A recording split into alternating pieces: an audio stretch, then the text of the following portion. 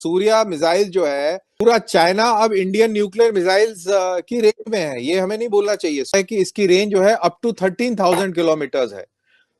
Means कि Europe भी इसकी रेंज में आता है। Fastest growing economy with 0% recession, fourth highest forex reserve rate, and all-time high exports with almost 72% of digital transactions in economy.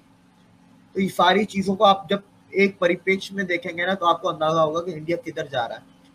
अभी एक और रिपोर्ट आई थी, मुझे याद नहीं, किसी अमेरिका के फाइनेंशियल इंस्टीट्यूशन की थी। उनका कहना ये है कि जिस स्पीड से इंडिया जा रहा है और वो अपनी स्पीड को मेंटेन करके रखा हुआ है हर क्वार्टर पे, जो 1.5 साल में जर्मनी को क्रॉस करना था, शायद वो 12 महीने से भी पहले कर ले। पावर डायनेमिक्स है वो चाइना के फेवर में उस तरीके से नहीं है जैसा पहले हुआ करता था।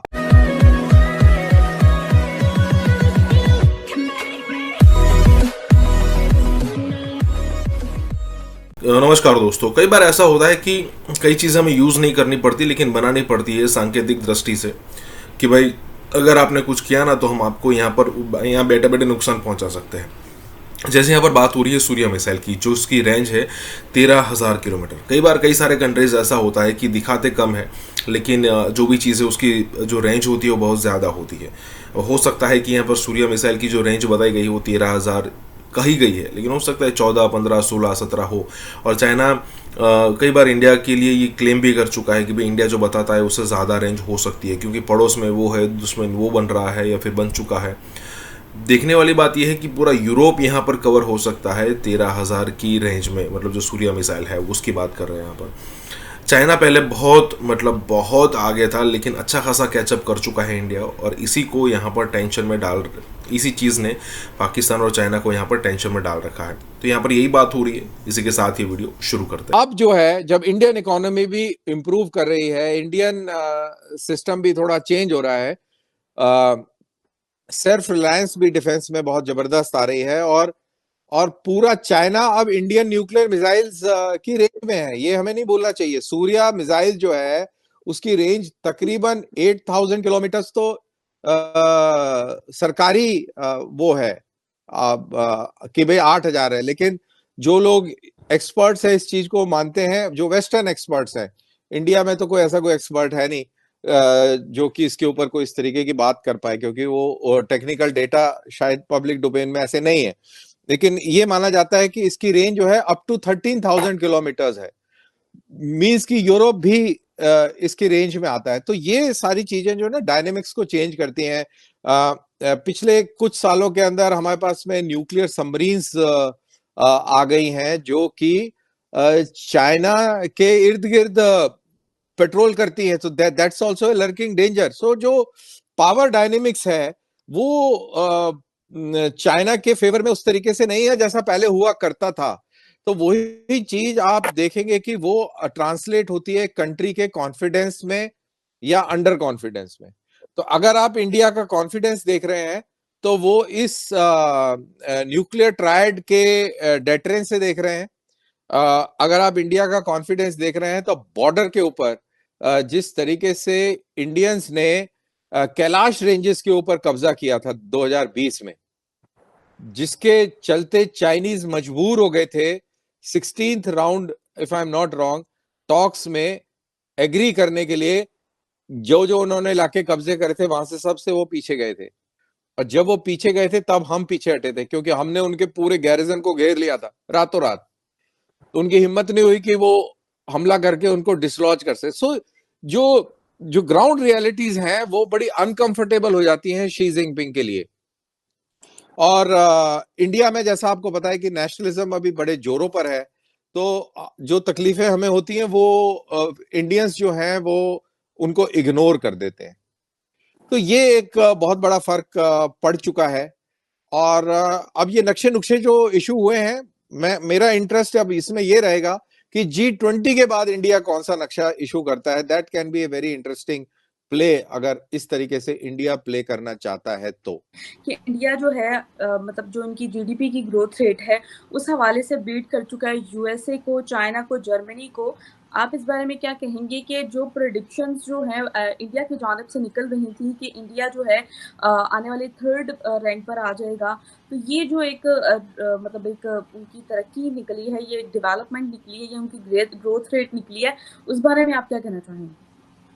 देखिए, इंडिया के ग्रोथ, जब कोई नंबर वन होता है ना, फिर आप मुल्कों को नहीं बताया कर, आप सीधा बोले इंडिया नंबर वन पे आया। ये मुल्क आप ना गिना, वो मुल्क तब गिनाने पड़ते हैं जब सेकंड थर्ड फोर्थ पोजीशन आती है। इंडिया के लास्ट क्वार्टर में, अच्छा बाय द वे, इंडिया का फाइनेंशियल ईयर मार्च में एंड होता है, तो ये जो ग्रोथ रेट आया ये अप्रैल से जून तक का आया, फर्स्ट क्वार्टर का ये आया 7.8, लास्ट क्वार्टर का था 6.1। तो आप ग्रोथ रेट आप उसमें ही देख लें, ये मतलब 6.1 जब आया था तब भी वो वर्ल्ड की फास्टेस्ट ग्रोइंग थी। ये 7.8 ये मतलब और ज्यादा मजीद एक्सेलरेट हो गई। दुनिया 4 को क्रॉस नहीं कर पा रही, 3 को नहीं कर पा रही, और यहाँ पर इंडिया 7 को भी क्रॉस करके 8 के बिल्कुल करीब जाके पहुंच के बैठा है, जिसके अंदर सर्विसेज ने और कैपिटल एक्सपेंडिचर ने बहुत ज्यादा योगदान दिया है, जो मूडीज और मॉर्गन स्टैनली की रिपोर्ट्स आई हैं। इसके अलावा ये देखें ना, India is the only country right now in the world जो कोविड के बाद जे कर्व रिकवरी करता है, economic recovery, fastest growing economy with 0% recession, fourth highest forex reserve rate, and all-time high exports with almost 72% of digital economy, digital transactions in economy। तो ये सारी चीजों को आप जब एक परिप्रेक्ष्य में देखेंगे ना, तो आपको अंदाजा होगा कि इंडिया किधर जा रहा है। अभी एक और रिपोर्ट आई थी, मुझे याद नहीं, किसी अमेरिका के फाइनेंशियल इंस्टीट्यूशन की थी। उनका कहना ये है कि जिस स्पीड से इंडिया जा रहा है और वो अपनी स्पीड को मेंटेन करके रखा हुआ है हर क्वार्टर पे, जो 1.5 साल में जर्मनी को क्रॉस करना था, शायद वो 12 महीने से भी पहले कर ले, जर्मनी को जो क्रॉस करना है। और जो जापान को 4 साल में क्रॉस करना था, वो शायद 2.5 या 3 साल में जापान को क्रॉस करे। जिस क्वार्टर पे ये जा रहा है, अगर ये स्पीड मेंटेन रहती है हर क्वार्टर, एवरेज इसका मतलब 6.5 के अराउंड या उससे ज्यादा, मिनिमम 6.5 अगर हर क्वार्टर रहती है, तो ये जापान को भी 2.5 से 3 साल में इंडिया ओवरटेक कर सकता है। वैसे 4 साल है। तो प्रेसिडेंट शी जिनपिंग सुना नहीं आ रहे। शी जिनपिंग इंडिया ना आके क्या वो इंडिया की हेल्प कर रहे हैं? तो क्या इसको ऐसे देखा जाए कि रशिया को बेल आउट करने के लिए, इंडिया की हेल्प करने के लिए ये कदम उठाया जा रहा है कि यार हम आ ही नहीं रहे? इसको आप इस एंगल से भी देख सकते हैं। बट अदरवाइज जो ये कहा जा रहा है, जो मैं इंटरनेशनल मीडिया को मैं पढ़ रहा था, कि ये जो डिसीजन है it is more to do with America than to do with India. Western media का एनालिसिस ये है कि this is more to do with America than to do with India. कि 1967 में जो चाइनीज के 400 Chinese were killed and they were made to retreat, ते बहुत बुरा हाल होया सी।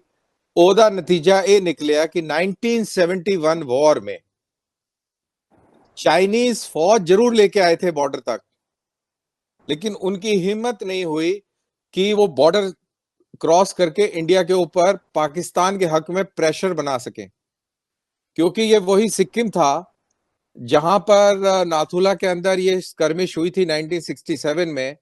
और इसी इलाके से बांग्लादेश या ईस्ट पाकिस्तान कोई बहुत दूर नहीं था, तो एक मैसेज भी जाता और एक बहुत बड़ा इशू इंडिया के लिए खड़ा हो सकता था। लेकिन 1967 की ये बॉर्डर स्कर्मिश एक बहुत बड़ा मैसेज चाइना को दे गई।